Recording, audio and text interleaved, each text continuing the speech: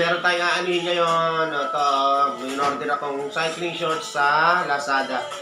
Titingnan pa natin kung maganda ang aking na-order. Yan na po, kukunin din na po. At papakilala ko nga pala sa inyo ang aking pinaka-cute na body na si Brooke. Come on, Brooke, makita mo sa mundo kung sino ka. Hands, Brooke. Hands. Very good, Brookie, very good. O, nakita niyo po, yung may talent po yan. Kahit kulay brown lang yan. Dami dudes. So, ito na nga, magpuproceed na po tayo muli sa ating unboxing, guys. Makikita nyo, guys, maganda ang packaging, guys. Shoutout sa seller nito, ha. Napakaganda ng packaging nyo, ha. Okay, ito pa. Uy, ito na nga po. So, makikita na po natin yon. Ayan po. Okay, medyo na-expect ko kasi ay short. Pero ay siya pala ay pagka parang boxer short na may pagka-brief na. Pero okay lang, ang pinaka gusto ko naman dito yung foam na nandito na makagamit natin pagka may mahaba tayong long ride. Pag nagso-solo ride ako mag-isa, ayun. So guys, yan. Testing natin, guys. Testing natin, Brooke, ha. Testing po natin ngayon kung okay ba ang fitting.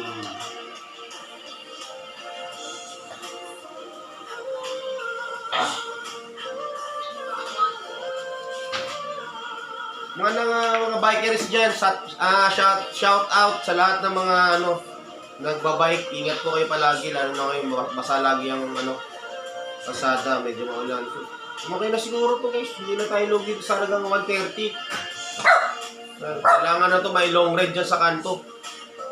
Yan. Kulay orange. Yan.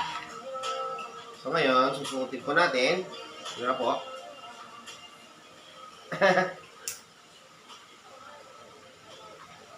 Ba, maganda nga, ah.